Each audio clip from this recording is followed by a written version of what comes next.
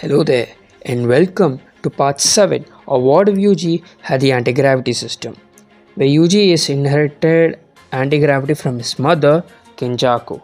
How will this affect the story? For that, without any further ado, let's get started. One of the disaster curses, Dagon, engages in a fight with Kento Nanami, Maki Zenin, and Naobito Zenin, capturing them inside a domain expansion.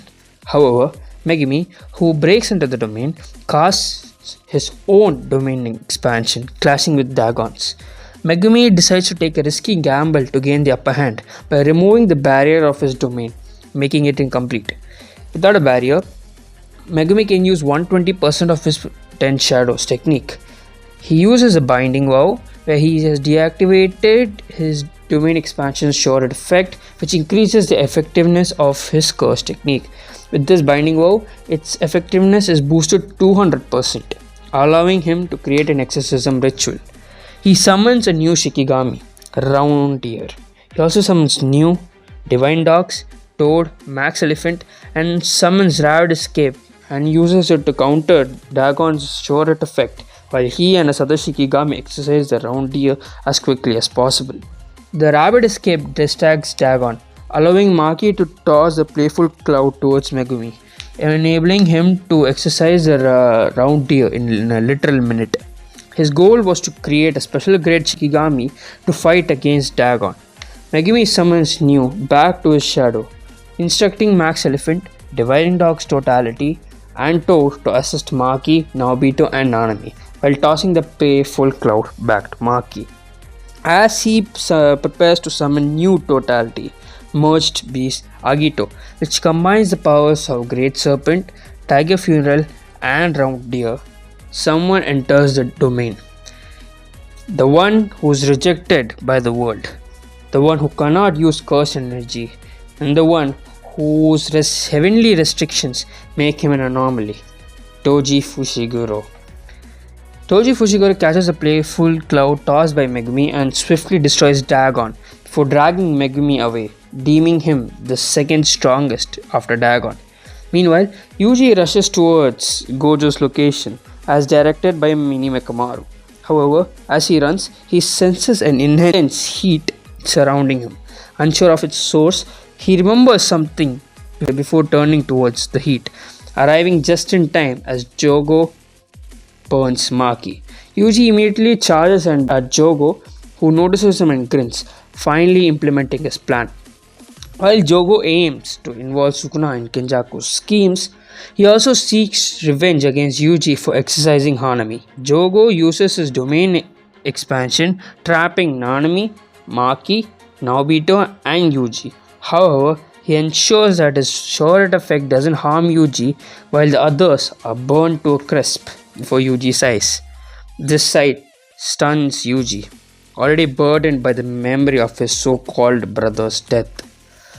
Jogo mocks Yuji, cancelling his domain expansion before slamming Yuji to the ground and beating him to release his frustration. Seeing Yuji broken, he decides to awaken Sukuna. He forces Yuji to ingest 10 of Sukuna's fingers from the pouch. Meanwhile, Megumi tries to escape Toji's relentless assault, dodging cars and trucks thrown at him. Understanding Toji's overwhelming strength, Megumi decides to release his newly created Merged Beast. He summons Rapid Escape to distract Toji briefly before summoning Merged Beast Agito, which stands as a towering figure standing behind him. Before Megumi can act, both he and Toji sense something ominous emanating from Shibuya Station. Toji rushes towards the source, while Megumi, realizing its nature and figuring out what it is, knows only he can stop it.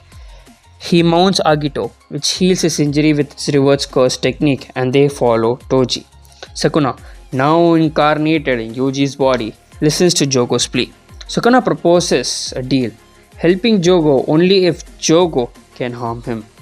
Jogo agrees, but Toji interrupts by attacking Sukuna with the playful cloud. Intrigued by Toji's lack of cursed energy, Sukuna dodges another attack from Toji, only for a fireball from Jogo to force Toji to retreat. The battle starts as Sukuna, Toji, and Jogo start duking it out. Sukuna sends several slashes at Toji, cutting him in half right as hit by Megumi's Agito. Sukuna, curious about Megumi's presence, tries to send Megumi away from here, but Jogo uses his chance to attack Sukuna. However, Megumi takes this opportunity to chant the incantation for summoning Mahoraga. Mahoraga manifests, immediately kicking Megumi away while jumping and slashing Toji from waist below, finishing him and confirming Sukuna's skill. With Toji out of the equation, Mahoraga comes into the equation as the fight escalates. Jogo attacks Mahoraga, allowing Mahoraga to adapt to the lava by swinging at Jogo, which injures Jogo a lot. Jogo, realizing that Mahoraga is a threat, unleashes his maximum meteor technique at Mahoraga to kill it while also attempting to hit Sukuna. But Mahoraga, who is already adapted to Jogo's lava, cuts the meteor in two, shocking Jogo.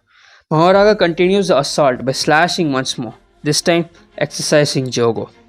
Sukuna, fascinated by Mahoraga's adaptability, tests its limit. He sends many slashes, understanding that Mahoraga can see his curse technique. He gets an idea, so he creates a small gravity ball that pulls everything towards it, expanding as it grows. Buildings collapse, and people, including Toge, Panda, Kusakabe, and even Nobara, who tries to resist by grabbing onto a light pole, are all sucked into the black hole and killed. Spaghettified. Sukuna is unaffected due to his anti-gravity abilities, so he watches as Mahoraga begins to adapt to the black hole's effects. Understanding how Mahoraga adaptation works and realizing that Sukuna could not do any more damage as Mahoraga has adapted to the slashes and Jogo's flame, Sukuna knows that he needs more drastic measure, so he gets a crazy idea.